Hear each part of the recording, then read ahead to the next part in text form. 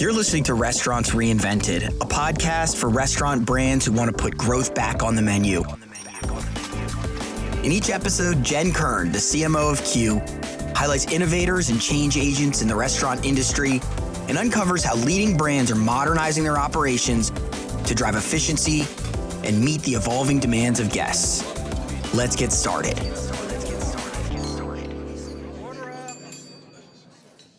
Hello and welcome back to Restaurants Reinvented. This is Jen Kern, your host, and we are continuing our labor series today with a new guest who is LeBaron Meyers. I don't want to mess up your name. LeBaron Meyers, who I played pickleball with at a conference recently, and that's how we met. She is the president of a really interesting, I think it's a new company, I had never heard of it, called NotMe.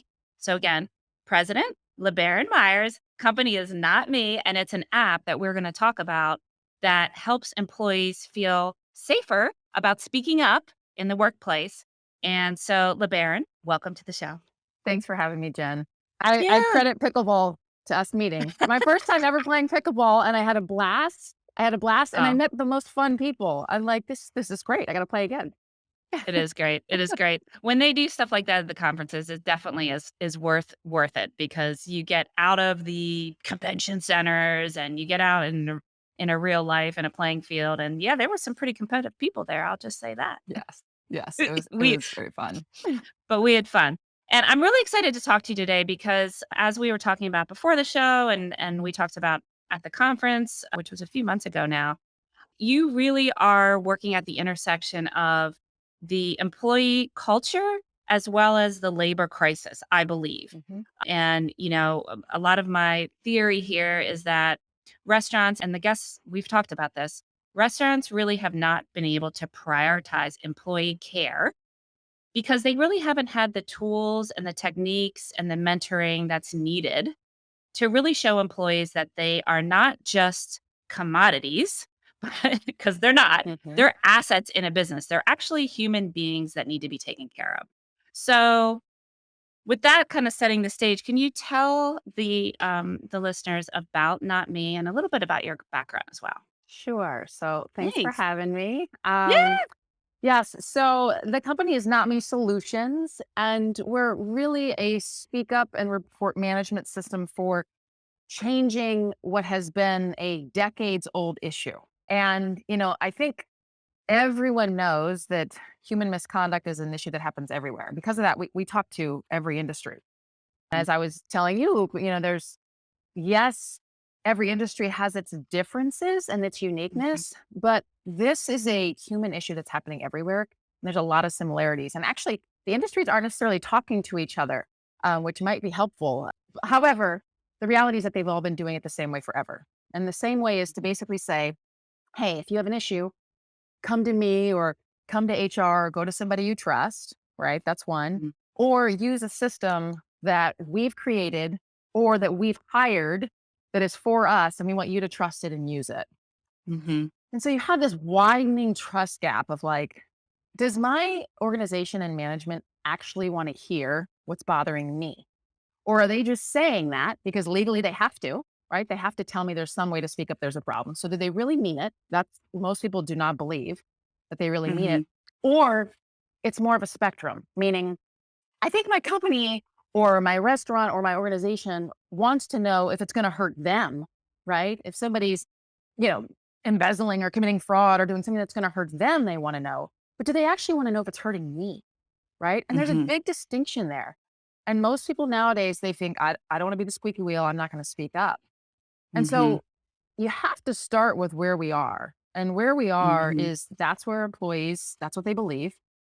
And there's a wide spectrum of management. So even the most well-intended management who are open door and they care and they consider it a family and all of these things, they have to know that there is almost like a multitude of examples where even if you think that and feel that, there would be an example wherein your employee went through something and they hesitated to come to you.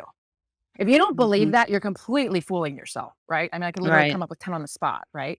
So changing that, shifting that for them to believe that you want to know if there's an issue is the first thing we need to change, right? Mhm. So what we did is really focus on removing all barriers to reporting and speaking up, making it as Mm. easy as possible, as safe as possible for people to come as early as possible and surface it. So instead Mhm. of waiting, most people don't report issues that happen at work. They usually don't, or they wait until they've left, or they do it on Mhm. social media, which is crushing to Yeah. brands. Glassdoor. Yes, Glassdoor. Yeah. Glassdoor. Mhm. And Mhm. so this is the norm. And we said we've got to Mhm. flip the norm. We've got to make it Mhm. really easy for people to speak up earlier. So to do it right from their phone, right? They can speak up in less than a minute, anonymously or using their name, whether they experience something or they witness it. So the first thing Mhm. is to really focus on the employee experience until they actually trust you, that what matters to Mhm. them is something you want to hear about. And then, Mhm. the technology is amazing on the management side, which helps them gather all this information earlier because the reality is that the later any company, restaurant, organization finds out about an issue, the more damage that's been done, right? The more Mhm. time, the more energy, the more cost it's going to be. So I feel like we're avoiding the topics of misconduct until we have to deal with them. And Mhm. so it's like by then it's this huge fire. And it's like, what if we just could step toward these conversations a little earlier, Mhm. humanize it, have your employees feel, cared for and that you care Mhm. and really Mhm. prevent all of these escalated things. There's not many issues that go 0 to 60 in a day. Almost all of them Mm. do this slow escalation, and we're Mm. missing it. We're missing the Interesting. opportunity to course correct. So that's what we're about. We're about prevention and not punishment and course correction and not cleanup. Just let's step into these conversations and humanize this. And to your point, like your humans is what makes your business work. Mhm. Technology is critical, but good luck having any Yeah. business that's successful if the only thing that's good is your technology. Right. Right. Well, and I imagine this is a pretty controversial topic in some ways. Like, I can feel I would probably call it healthy tension in myself as I'm listening to you talk, thinking of, well, how would I bring this to my organization? Are they thinking we're trying to get more people to report more stuff and this is going to bring out all of the negativity in the company? Because, I'm thinking back on some of my different work experiences, and my go to model has always been if you have an issue, you go to HR. I haven't worked for ginormous companies that would Mhm. have even some sort of online reporting platform. But if you have an issue, you go, to your manager. If you have an issue with your manager, you go to HR, Mhm. right? That's sort of been how I've been raised in the corporate world type of Mhm. thing.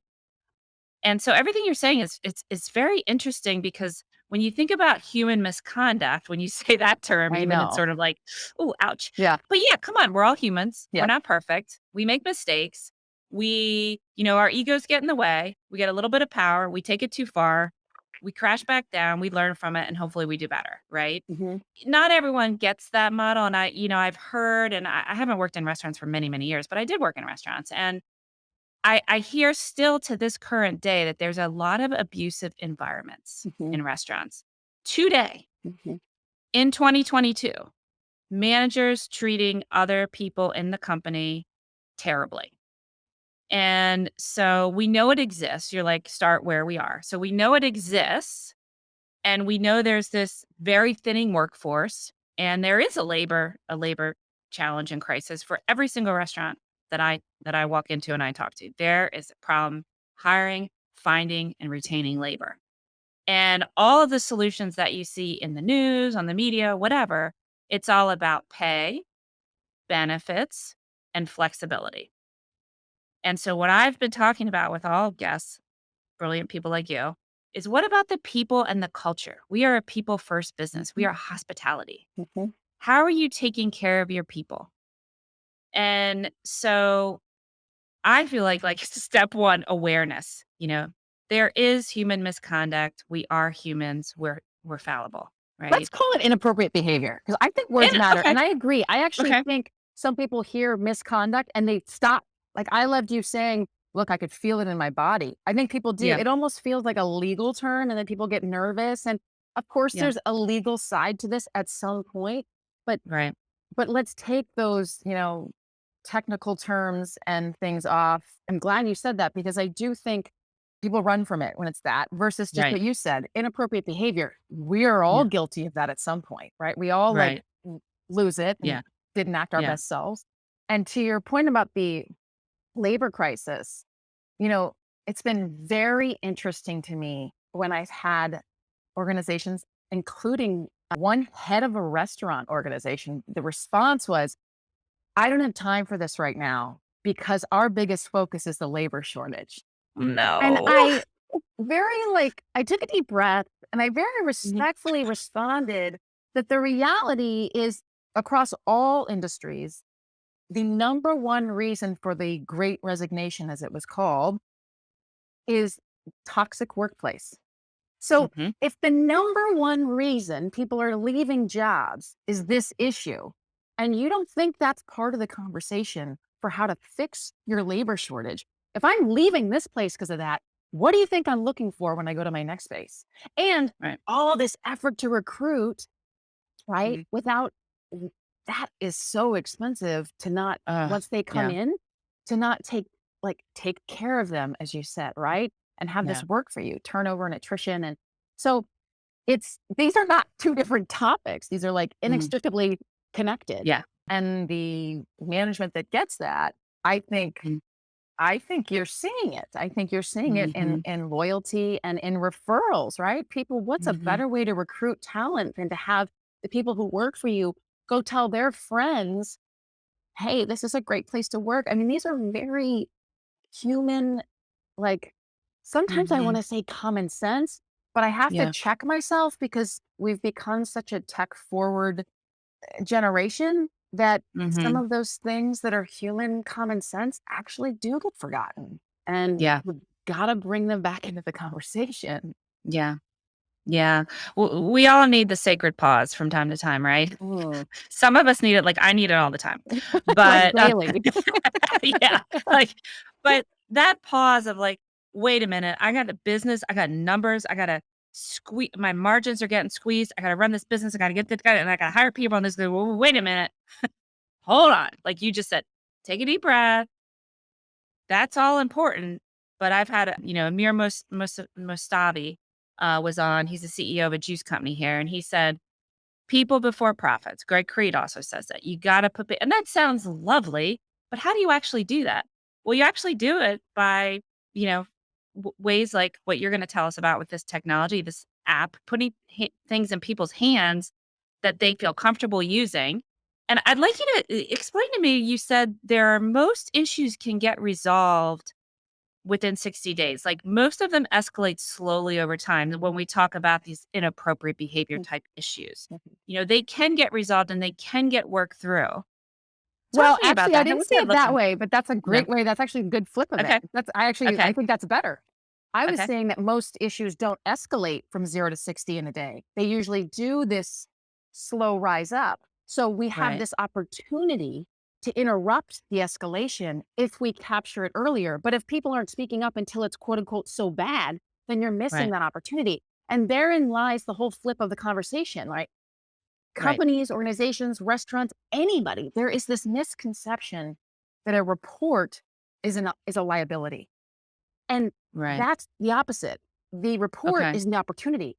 The lack of report is the liability. It doesn't mean Ah, it didn't happen. Now it's where are they going with that information? Are they just spreading it amongst their colleagues? So now you have like even more yes. discontent. Are they going to Yeah. social media and then watch out? Are they going to a lawyer? Yes. Like this is again going back to that very simple moment, like when something happens, right? You're Yeah. working, you Yeah. look over and you see someone bullying is the number one issue that we see across all Okay. industries. Okay. Harassment is also very high, but often there's an element of that because it's all power abuse, whether it be discrimination, racism, harassment, anything. It's all some form of power abuse, right? And there's a spectrum on that that I want to come back Sure. to for sure too, because we have conscious power abusers, which I think are Mhm. very limited and absolutely need to be, uprooted and out. But I think Mhm. that's happening more in today's world. Mhm. What we also have is this much larger group of people who are below the conscious power abusers who think they're part of the solution. And most of the time they are. But there are Mm-hmm. times when they are part of the problem and they're not even aware of it. Because Mm. again, it's not bad enough to be illegal. It's not bad enough for me to report it. But what if I believed that you just wanted my input because you really just wanted a better culture so that every time I came to work, I felt better about it Mm-hmm. instead of worse? And Can that's you the give me an difference. example of that? The unconscious power abusers, as you're Sure, calling them. sure. Yeah. In fact, okay. So let's talk about, there was a situation that happened up in Canada, and I wasn't there. I heard about it. I'm just going to give this Mm-hmm. example to tell the difference. That also Mm-hmm. takes me into another conversation, the way you and I go into all these different limbs So of fun. conversation. I know, so Yeah. fun. So this gentleman stood up at the front of for a conference, a major conference. He was supposed to be the MC. He was well respected, CEO of a big hotel. It was right before International Women's Day. He asks all the women to stand up, recognizes them, and then as they're sitting down, makes a very poor joke. Says, "Now all of you still standing," something to the effect of, "Go back to making the beds and cleaning the kitchen." Right? Oh Like gosh. that. Right? That guy has completely lost his career, Mm. lost his role, lost his everything.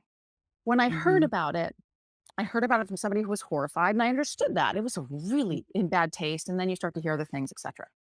But then I Mm-hmm. spoke to someone who knew him personally Mm. and said, "Gosh, I've known this man for decades, and I don't stand by, what a dumb. However, this is not like, he's lost everything. This is not a bad person. He was like learning from it, all these things, but there's no opportunity for redemption anymore," which is something I'm very passionate about, because that's what I think the workplace Yes. is for us to all to learn and evolve. Mm-hmm. And what I said to him, to your point of what's the difference? To me, that is an unconscious, pretty ignorant, but unconscious bias of someone who thinks something's funny because he'd Mm-hmm. likely, for years, as he's risen up to the top to be the CEO, people don't give him feedback. And if you don't recognize that you are the leader of your organization and you are never going to get like the real from everyone, you're kidding Mm. yourself. You're kidding Mm-hmm. yourself. Right? Because the higher up you go, the harder it is for people to be totally direct with you for 100 different reasons, right? Yeah. That to me is unconscious bias, and something that I would like someone to be made aware of and give them the chance to course correct. That Yeah. compared to somebody who might have stood up on stage, said everything correctly because they knew all of the landmines and what to avoid, and they had the charisma. Mm-hmm. And then when they walked off the stage, when no one's looking, Mm-hmm. somebody doesn't bring them, a glass of water with a lemon as they asked, and they Mm-hmm. scream at the wait staff because nobody's watching and whatever. That's a Mm-hmm. conscious power abuser. That's someone who's like, nobody's watching and I'm in charge and I have more Right. power than you. And these Yeah. are very different things.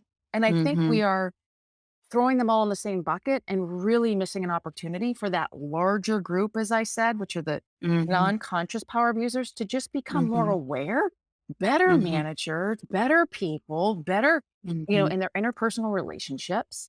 And again, if we're not having those conversations and we're not making it easy for people to speak up about it, we're missing all those opportunities. So interesting. It's such a telling story. Now that you've defined that, makes total sense to me. Yeah, and this gentleman is probably not a bad person, or just had a moment where, like I said, we all do it, right? I need that sacred pause sometimes, especially if I've had a lot of espresso. Like, I am not responsible for what comes out of my mouth. I've had a lot of espresso. I thought Okay. you were going to say tequila or something, but okay, No, espresso. no, espresso. Yeah, no, I got rid of the tequila a while ago too. So I have to be careful. So, yeah, but I mean, you're reminding me through telling that story. Well, first of all, it's super educational, I think. Hopefully people are learning from this too. And you reminded me about, I think I introduced you to Lauren Fernandez. She Mhm. was on a few I episodes spoke with ago, her. and Yes. yeah, she's fascinating. She's brilliant. And she talks about how they coach and train the new operators that are coming into their business and their fund, who, for the success and for the growth that they're going to need to experience, the first thing they start with is self-awareness. Mhm. They do self-awareness like training, or they give them the tests. There's tons of them out there. You can take personality tests, whatever.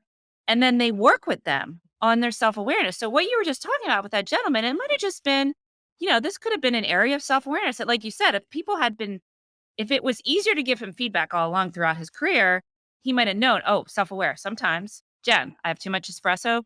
Watch out. Don't do that before I go on stage. or, or, just for him, like And he's all these noticed. other examples of bad jokes are coming out that are Yeah. compounding into showing, oh no, see, this is who he is. And I'm saying, well, Yeah. wait a minute.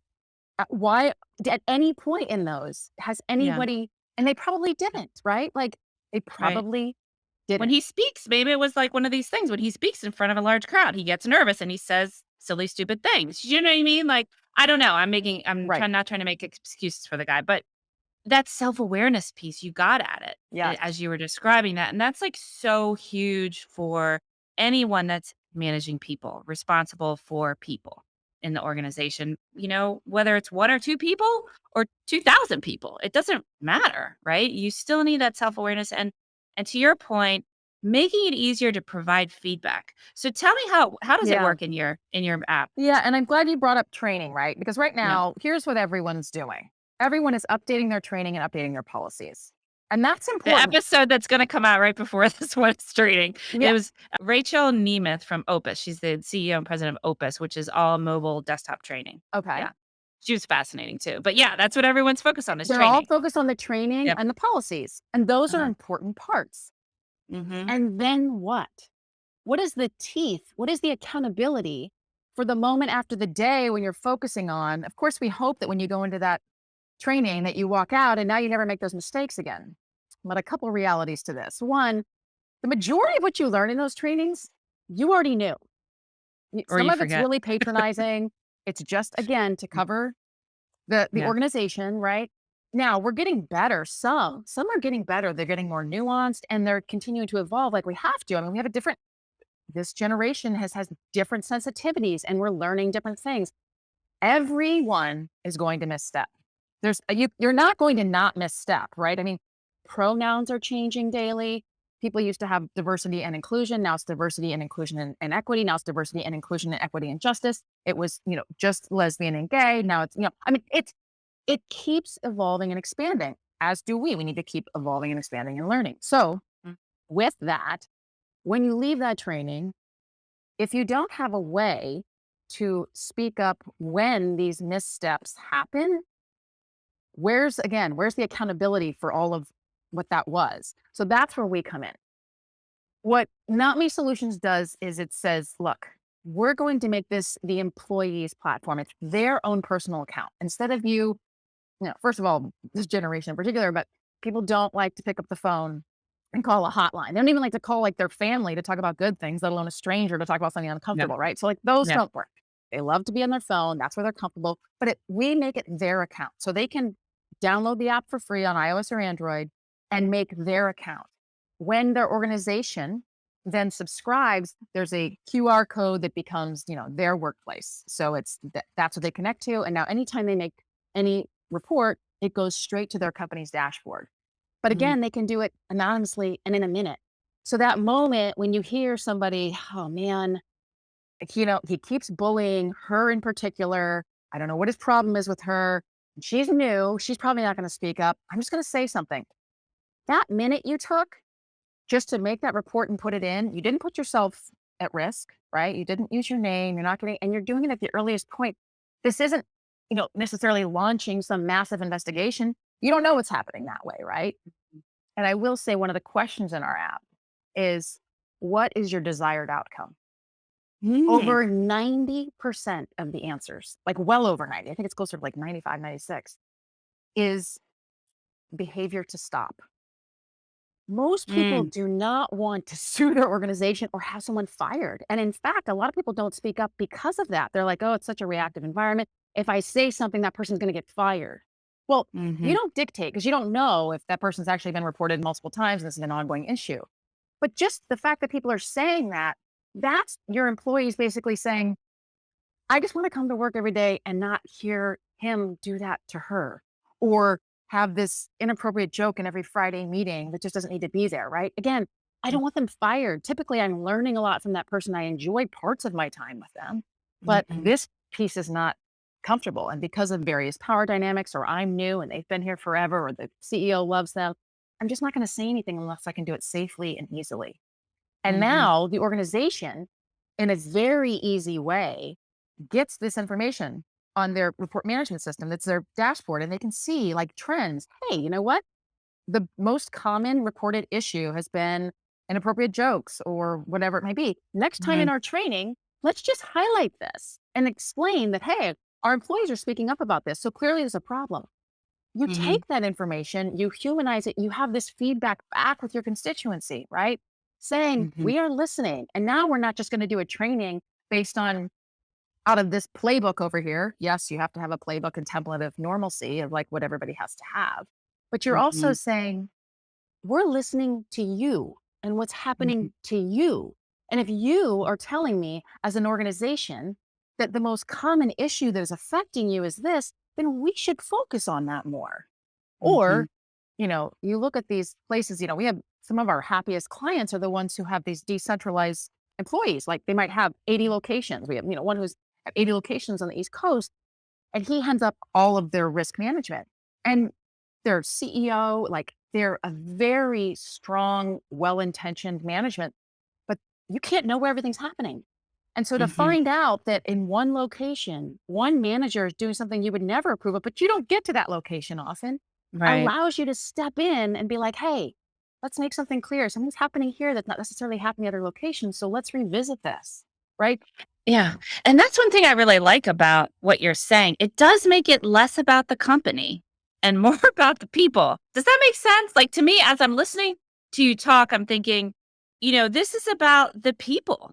And it does take the company in a way, takes a little bit of that heat off of the company needs to be doing everything right. Because the companies are composed of people. This, yes, companies are most, and I tell people when we talk to, every Yeah. industry. And it's Yeah. so funny to me when I see some people, again, so well intentioned, carrying the weight of the world on their shoulders. Cause again, we're all gonna Right. mess up saying, okay, LeBaron, as soon as we have all our ducks in a row, then we're gonna Yeah. roll you out. And I'm like, why are you gonna go into a room with 12 Yeah. other people, likely Yeah. similar resumes, try Yeah. like crazy to figure out what's happening to the 2,000 employees you have outside of that room to figure out exactly what to do to let them know you care? Instead of going in that room and saying, hey, let's all shut up, sit Yeah. back, roll Yeah. this out and listen and 100%. say, hey, tell us what you're experiencing that is Yeah. bothering you. So we can then create our playbook in a way to be responsive to what is happening. Listen up. I like that name for your company instead of Not Me. I struggled with Not Me for a while Oh, tell when I me. first met you. Okay. Listen up. Listen How up. about listen up? I, Listen up. I'm actually writing that down. I really like it. Because Not Me, it's like, okay, I get it. It's not my bad behavior, right? It's not Well, about me. it's I want actually to be not able me's response is a response to me too. Meaning instead of oh, saying, and it's not just oh, about harassment, but it's basically saying, instead of having more and more people stand in solidarity with Me Too, we don't want this continued hashtag forever. Like it was inspirational, it was amazing. But we want, no, no, no, not me. Not me. You're not going to bully me, harass me, and I'm not going to say anything. Not me. I'm not going to oh, witness it and not say okay. something. And not me. I'm not going to be an organization that sweeps it under the rug. But to the Okay. point where you first started, I really want to point this out because I think it's so true and so critical. The reality in what we're talking about here is if you put the employee first, like when we talk about this, we always say we are bridging the gap, which means you can't be on either side. If you're bridging the gap, Mm-hmm. you're a solution for all, right? And that's what we Mm-hmm. do. So, how did we do that? One, we had Mm. to have all sides of this conversation, right? I mean, we have the Yeah. chief compliance officer of Google. It retired during COVID and joined our board and said, this is the future of compliance. I mean, this is, Mm. right? Says this is how it needs to be done. At the Yeah. same time, we have Forbes top 10 D&I trailblazer Lily Zhang, who Mm-hmm. speaks prophetically about things in a way that when, we talked about LinkedIn before, when they speak, everybody listens.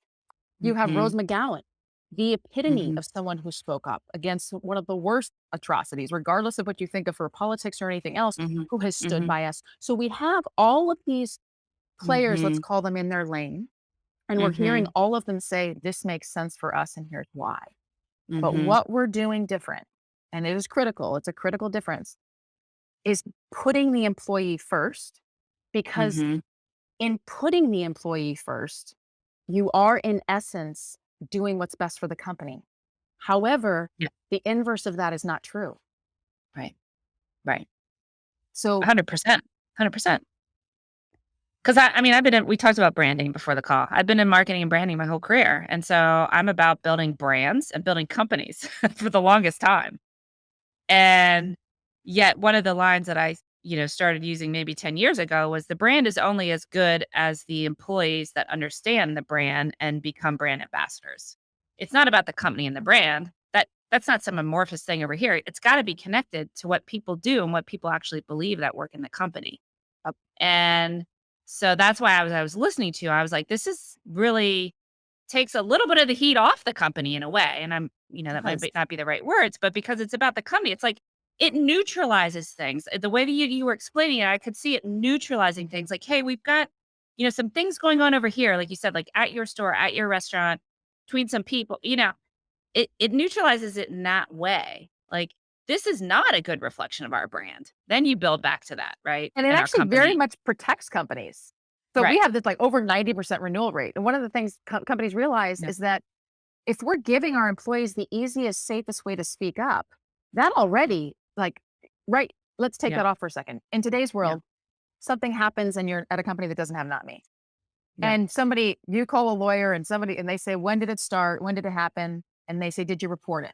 If you say, I wasn't comfortable, I had to go to HR or I have to put myself in the way of retaliation. It's pretty defensible, right? Yeah. But you have this incredibly easy, safe way for people to speak up, right? Mm. And when they're responding, when you're talking back and forth on this, we have this two-way encrypted chat. So even when people speak up anonymously, you can continue the conversation, which is really, really powerful. If that person stops engaging, it also shows that the company was trying, right? So again, we are about accountability all the way around. It does require everyone. And to your point of taking the pressure off companies, I keep thinking to myself, just look at the sheer ratio of numbers. Management is Right. this big, right? However, Right. anytime I talk to HR departments or whatever, it's like, well, how many locations, I was just talking, there's a prospect of ours that we're talking to right now. They own multiple restaurants. Mhm. Their team of HR is 12 people. The Wow. number of employees across all of the various chains that they cover is 12,000 people. To do that effectively without the Mhm. help of the eyes and ears of your people is Mhm. impossible. To do that with them with incredibly easy, smart technology that tracks the trends, show you where the issues are, and all of that is way more feasible and takes a super complex topic and at least makes the process easier. Yeah. Yeah. Wow. It's really cool. Does this just sound like hotcakes, by the way? You sound like hotcakes. I mean, it's great stuff. It's great. You know what? It's been a very interesting ride of where people are incredibly receptive and who's really resistant. And like in the craft beer space, breweries are like jumping at it, and it's moved into the restaurants, which is why we started, trying to follow it. Tech, Mm. healthcare, because we're HIPAA compliant. There's all these different opportunities, but you do see some of the ones we thought originally Mhm. that the companies that are getting outed in terms of Mhm. public, like they're on the Today Show or they're in the Wall Mhm. Street Journal, because they have Mhm. this massive fire on their hands, we were like, well, sense of urgency, they need it most. The ones who need it most often can be some of the most resistant because of what I was Mm. talking about before, that backwards thinking of like, oh gosh, what are we going to do? Or we're going to Yeah. roll it out. We're going to get bombarded. We're not going to be able to face, that's never happened. It's never been that a company's been Really? bombarded. No, because it's a Yeah. socialized product. People start to use it. They're treated with Yeah. respect and dignity over the chat. There, Right. there's all these functions that give them a little And transparency, it and is anonymous, like you said. Like, if I went on there, I'd be anonymous. you get to choose. And Okay. that's one of the benchmarks that's interesting. So the companies who have had it in place for a while, more and more people are coming forward using their name. Because Mm. in the beginning they were anonymous because they didn't trust you, right? Start where you Right. are. We almost didn't allow anonymous reporting to start. Our CEO Oh, and founder is an employment lawyer, knows all the legalities, has built that into the system, and was yeah. like, oh, this can be challenging, whatever. But we were like, no, it's a necessity to start where you are. So we built Yeah. technology that works into that as well. But Yeah. that's been very interesting. So some people will report anonymously, and then how they are treated, even after you make the report, if you report anonymously, the whoever's on the dashboard at your company can write you back, almost like a text. You can have this exchange and continue the conversation. And some people have come forward using their name because, again, they've been treated with dignity and respect where they went in afraid of retaliation, right? Yeah. So it's socialized and it comes up. But to your original, it should be selling like hotcakes everywhere. And it is in elements and in places where people are proactive and they get it. Yeah. But old school, there is definitely still some industries and some leaders, and I use that word only because of their titles, who think we're going to do it the way we've always done it. To which I say, then you're going to get the same result that we've been Right. seeing for years. Yeah. Right. Yeah. Right. Well, it's great stuff. Like, I love what you're doing. I love talking about this. This is I mean, it's great progress, truly, for all industries. I mean, I've been in tech most of my career, and I never really had stuff like this. I've gotten in pretty tough spots with I did have to report a manager actually early in my career, have to. Well, I did because, she was sending me abusive emails. And I went to the CEO and so everyone can relate to this, right? We've all Right. had pretty much bad, most of us. I mean, you're pretty lucky if you haven't had a bad boss or manager along the way of your career.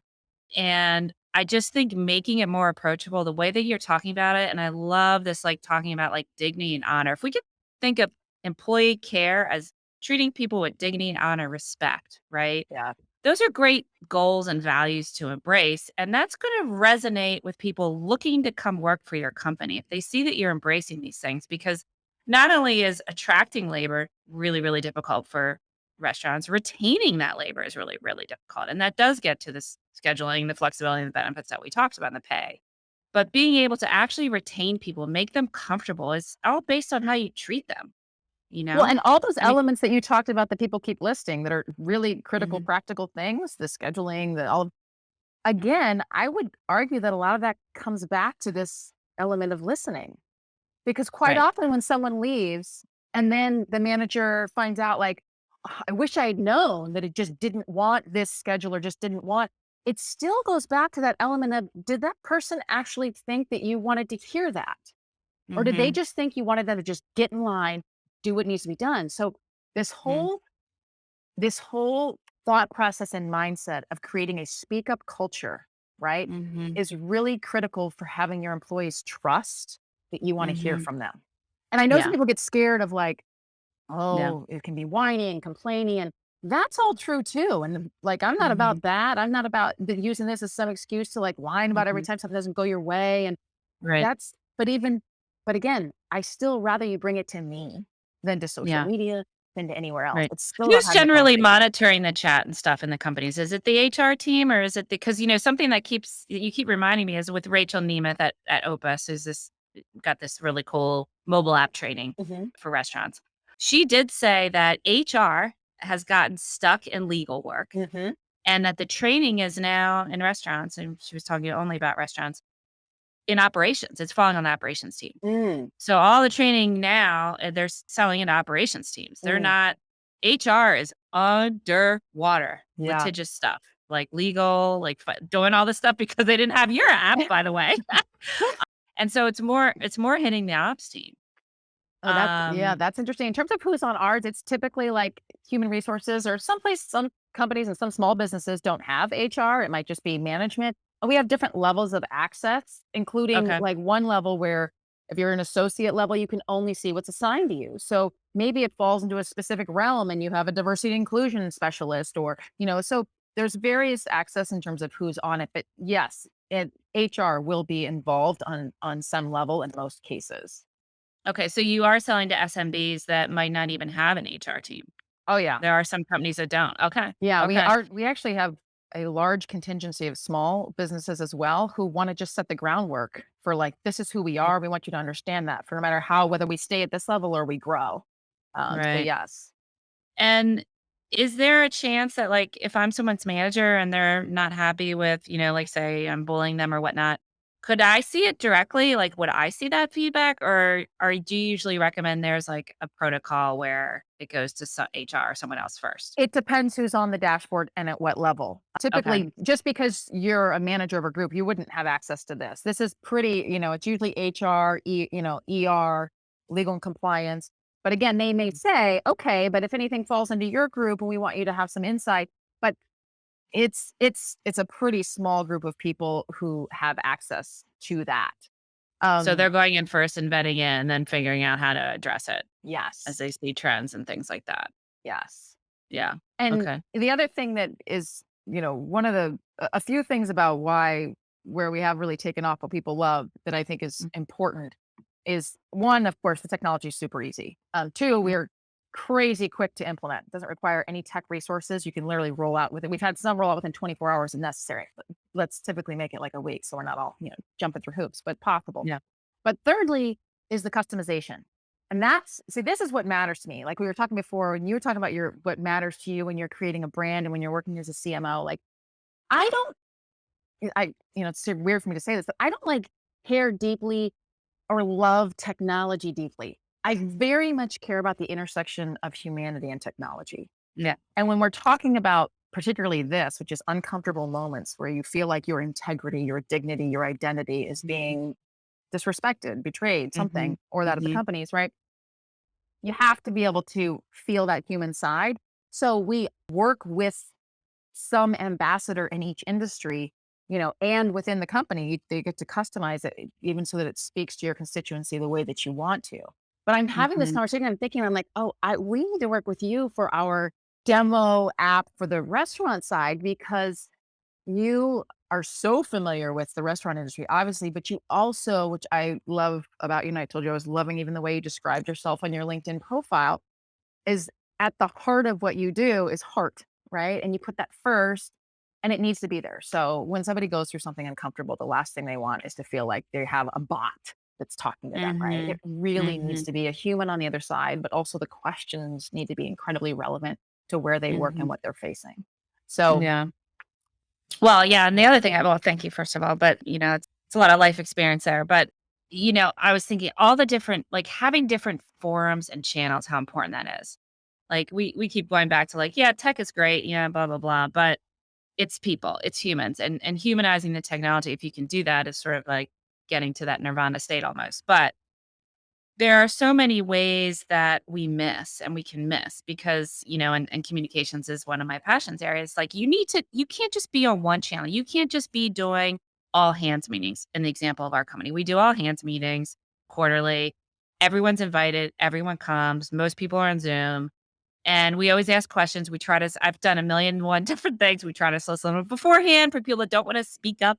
We try to, because at the end of the day, the CEO and our CEO is incredibly approachable and down to earth.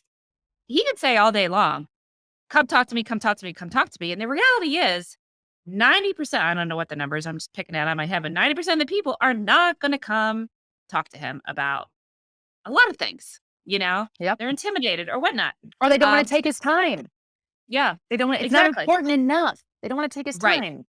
Right. And to your And so point with they all finish, go ahead with the all yeah, no, hands. no, it's good, but, having different avenues, whether it's an Yes. app, you have to do other things too, but having a lot of ways that people can speak up when they need to. They might not When have a they lead. when they need to or when they're safe. Yeah. All those things you Yes. just said, all hands, surveys, those are all on the timeline of the company.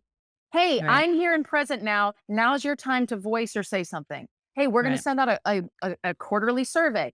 Those are Yeah. great. But what about Yeah. all of the other days in between and the Yeah. moment something happens? Do I have to sit and wait until that moment and I question it and then it's my time and now I'm not going to and I'm not sure? Yeah. No, like I've joked about it being the anti-survey. This is the, Yeah. hey, you have this in your Yeah. hands, you have this in your pocket. And the second something goes off in your moral compass that says this isn't okay, speak Yeah. up about it so we can make sure that we elevate that. It's a big one for me, and it continues to be one for me, is I know this isn't about Jen, but just to give people examples, right? A lot of times, so, I've been in the C level for a good decade or so now, right? And a lot of times I'll be the only female in the room. And I have no issue with that, right? And I'm very self-aware about like, do I actually have an issue? I'm just not saying I don't. Like sometimes I do. Sometimes but when I'm constantly asked to take notes in a meeting or be the one to present, like I start feeling like, well, wait a minute, like secretary, like I'll do anything. I'm an all hands on deck Right. kind of gal. I'll do anything. You want me to do that? I'll do that. But not time after time after time after time. Right. And so maybe that's an example for people of like, this isn't okay with me when it's a repeat. I'm gonna jump in my app I'm going to say like every time. I don't know if that's a good example No, or not. it If is a you're, good no, example. And okay. you had asked earlier and I never went there. It's kind of late in it, Yeah. but I'll quickly give you Yeah. my background. I Yeah. mean, I Yeah. started in investment management, right? I was in investment Okay. management for 7 or 8 years. I was Yeah.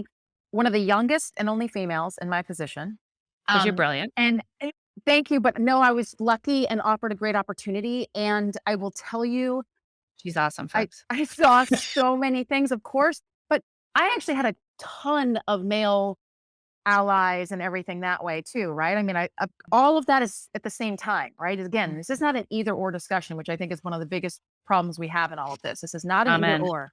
Yep. So great male allies and a lot of crap that should not be normalized that was. Okay. Hmm. I was a morning show host on the radio. I was the only female on the morning show. Okay. Then I went into digital media and tech and became the only female in the C-suite. And I'm not saying all this to like pat myself on the back or anything that way. Right. But I Right. say that to say, I think sometimes people talk about being the only one and they don't like it or whatever. And I want to see more in there, but I also get excited when like one's in there. But you definitely experience some of these things that where just similar, like I called myself, like Yeah. I was like, look, I'm not the demo girl. I'm not going to always be the demo girl. Right. And yet sometimes that happens. Right. Yeah. No, but you give a really good demo. I'm like, yeah. Yeah. Um, yeah. But I think it's really important also in this conversation because when we're having the conversation that we're having about inappropriate behavior, you have a lot of the room who's like, yes, we need this. This is great. And then you have a lot of the room, often a lot of the decision makers, often males, a lot of them white, who are going, oh, good God, here we go again. Oh, Landmine. this is going to open the floodgates. I will say Yeah. nothing, not going to touch Yeah. this one. Yep. And I am huge on incorporating all of our male allies, white male allies. And I can't stand how normal it's become for people to call out all white males I is know. It's issues. like annoying, right? Yeah. It's not okay. Two But wrongs don't make a yeah. right. And it's not to say No. that people don't have, Yeah. but we have to be Yeah. inclusive in this conversation. And we have to make this topic more approachable. So I just come back to the best way to make these hard topics approachable is to Oh my have God. I'm these laughing at myself. conversations earlier. Have Yeah. them earlier. Don't wait until they're so uncomfortable that you have to say something. Say it in the Yeah. beginning. And when you are the only woman in a meeting or the only woman in the C-suite, the only woman, I'm also big on not public shaming and calling Hmm. people out in the moment. If it's a conscious Hmm. power abuser, again, that's different. But if it's Hmm. someone's unconscious bias and your Hmm. goal is to make progress, not to just make them feel bad, or I am big on like taking that person aside. If you have that rule where that person will listen to you, and that's a rarity, if you have the person at the top and say Yeah. to them, hey, can I give it to you straight of how this came across? Right. And give them the chance behind the curtain to be like, reassess, think about that. Maybe say it different next time. Maybe step in that meeting next week and actually begin by saying, last week I said this and I probably could have and should have said it differently.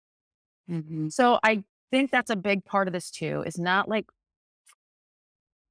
taking a deep breath before any of it, like, and not jumping at Hmm. the person who you think is across the table and on the other side, but might just be completely missing your view of it and start the Hmm. conversation.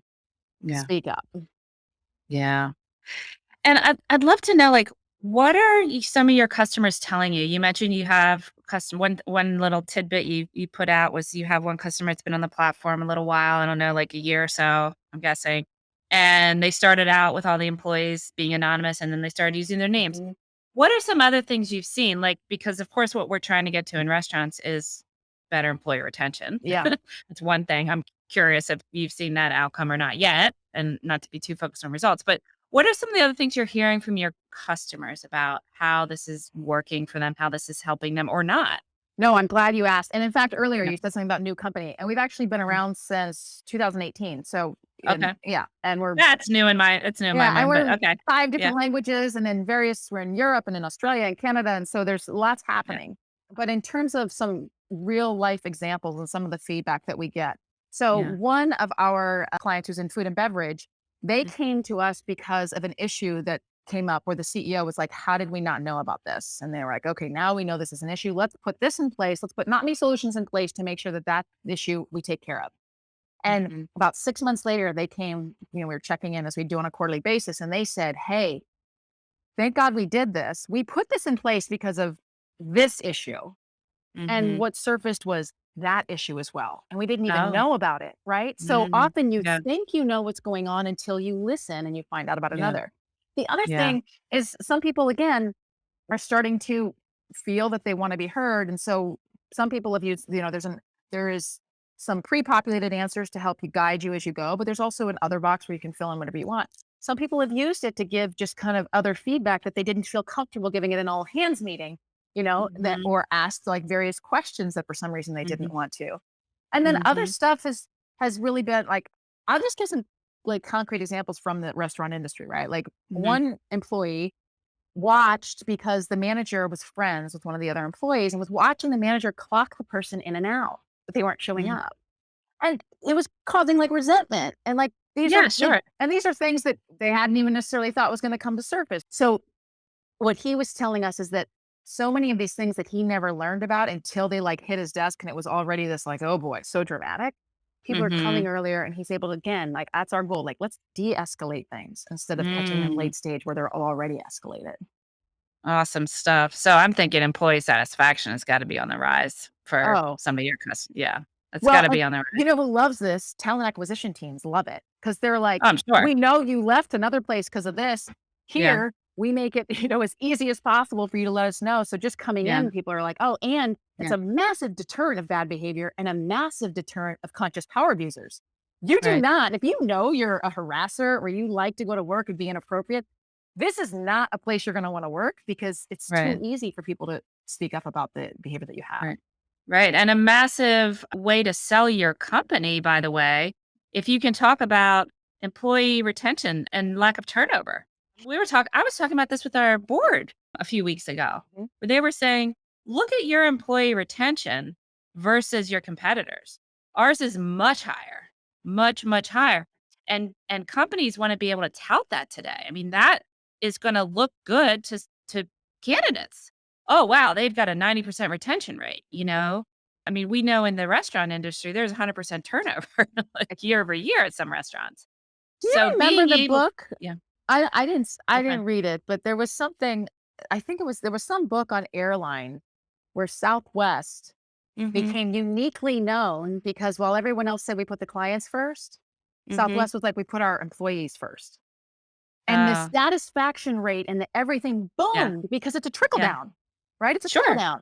So you take Yeah, care of your employees, they take care of your clients versus right. like what you said, you can tell when someone's unhappy and in a it's so funny. Yeah, While you were saying that story before, like you can yeah, tell, I have this yeah, vision. I used to yeah. live in the marina in San Francisco and there was a restaurant there and I loved the food and I Mhm, finally couldn't go anymore because the owner was so nice to the patrons and so mean to the workers that it was mhm.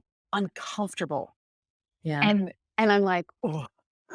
yeah, I just kept yeah, like feeling that and seeing that. But again, it's yeah, again, you would think it's common sense, but it's trickle yeah, down effect, right? Like the yeah.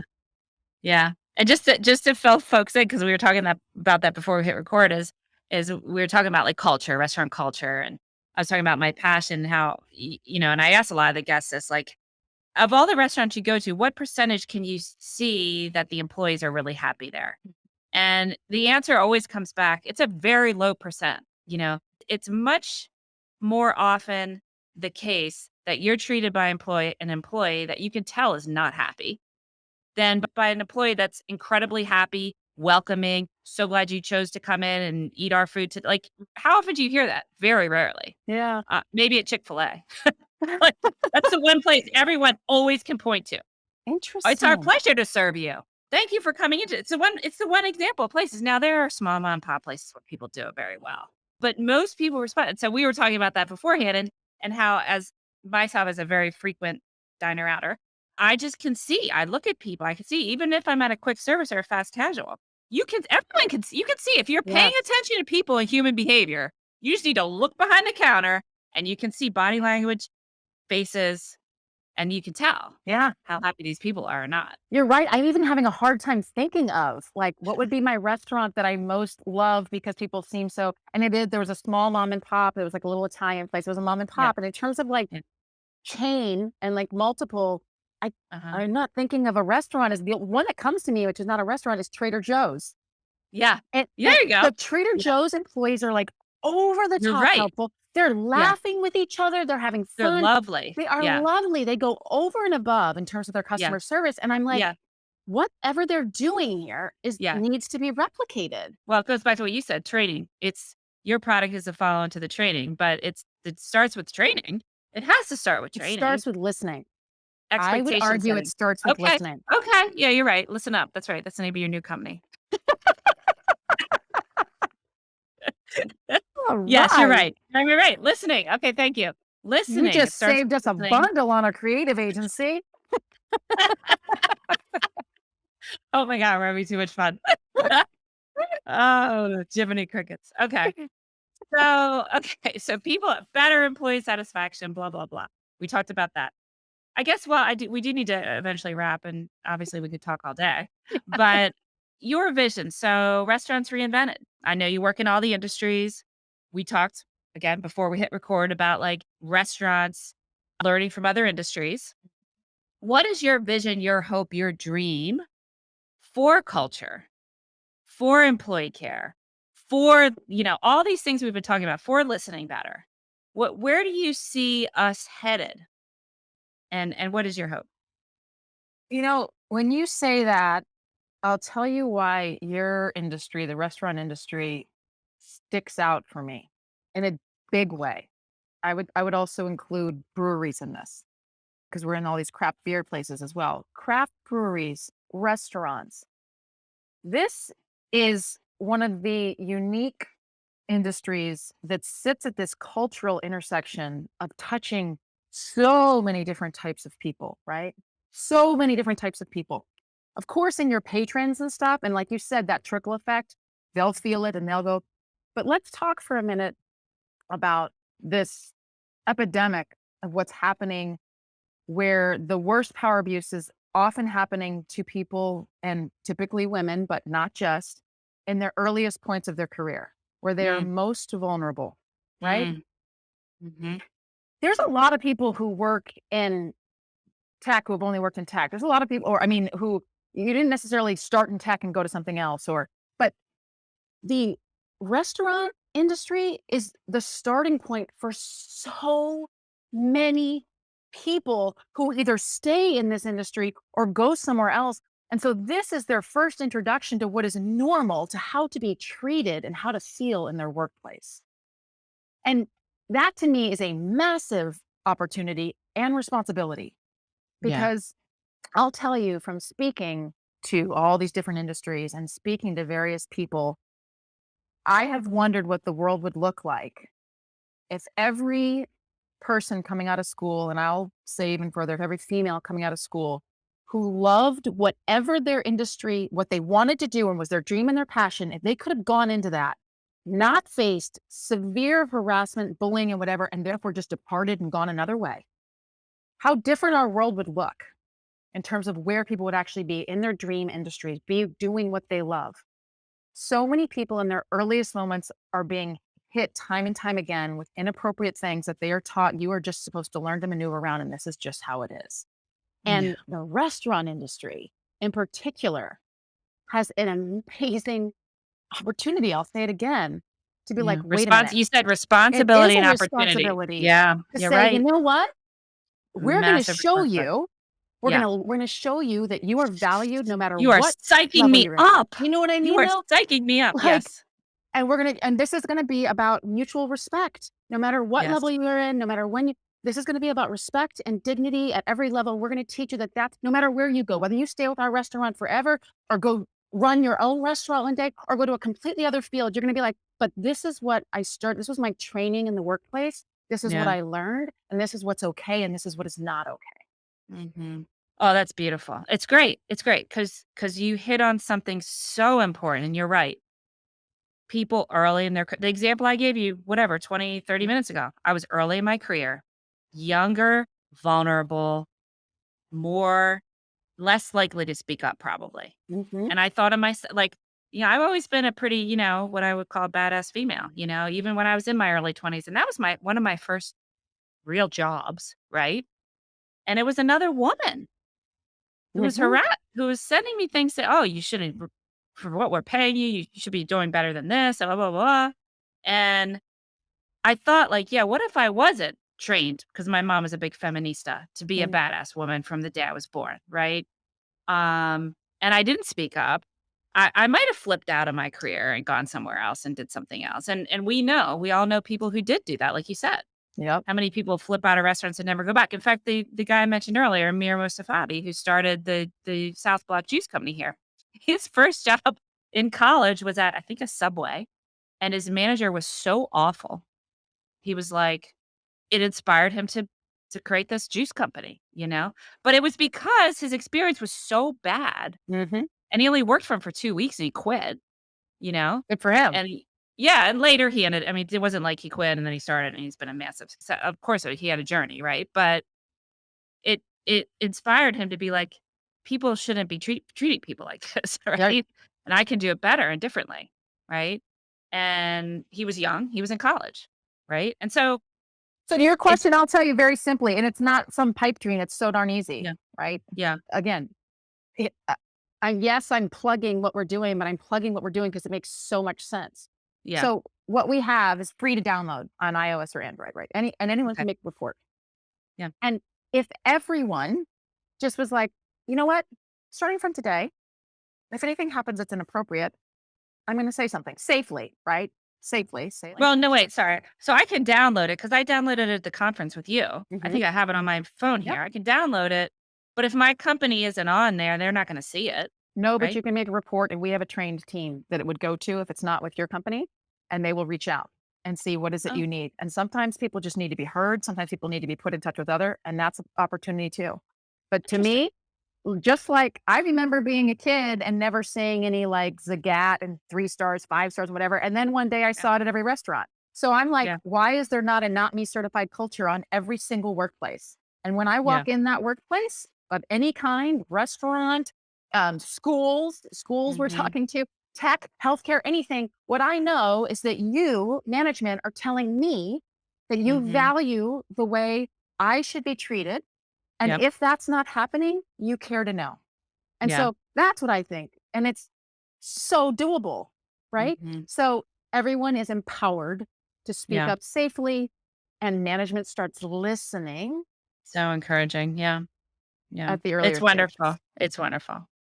Well, thank you for everything you're doing to reinvent restaurants and the world Thank you. for the better, for Thank the better. you. And thank you for encouraging, motivating me today and listening up and Well, lots of other ways. And Jennifer, I folks, want to take a minute to props yeah. you. You're not, No, no, no, no, no. no, Folks, no, her you name have, is no, LeBaron no, no, Meyers. no, no, no. Don't even go off because it's required. Ay, ay, ay. Especially because you told the story about, a female who did the opposite to you young in your career. When I met Jennifer at the restaurant leadership conference, it was my first restaurant conference I had been to. I did meet her at pickleball. And I will tell you, of everyone I met there, you were the most welcoming. You were the most supportive and even sponsoring in terms of like being like, have you heard about what she's doing? Here's who you need to talk to. Have put me in touch with people because again, this doesn't, you know, help you specifically in your company specifically, right? You're not doing that. I'm not like working with your company, but you get what we're doing. You care deeply about the industry. You care about the people and your heart is so big. And I'm a huge, I'm very grateful that I met you. Thank God for Same, pickleball. same. Yeah, and the conferences that I kind of poop on sometimes, I'm like, oh, we go to these conferences. It's so old school. It's all, I really don't like the way it, well, first of all, thank you for the lovely compliment. Shout out. The way it's like, oh, there are vendors over there and we're the restaurants over here. And there's like these two sides and it drives me nuts. It's like, geez, come on, people. We're all humans. Yep. Bridge the We're gap, bridge the gap. humans. Yeah, and it was so fun meeting you, and yeah, I mean, I just love that, and that's the spirit of hospitality, by the way. That Mhm. is the spirit, and that's why I love this industry so much. And I don't want to be considered on the other side because I love this industry and I love people and I believe in everything this industry and hospitality stands for, and putting people first. And then you add food on top, and it's like, what's better than that? I'll drink those damn espressos all day long because I love them. And yes, I pay $7 for them because they're delicious. Yeah. And I stand there and I, customize my order for 10 minutes and whatever. But Such amazing stuff you're doing. Thank you, folks. It's not me. It's LeBaron Meyers. Check her out. Follow her on LinkedIn. Look up the company, and most importantly, get your company to find this company and use this app and embrace your people and give them that early and often encouragement to speak up. So important. So important. Thank you so much. Thank you. All right. Have an awesome day. You too. Thanks, LeBaron.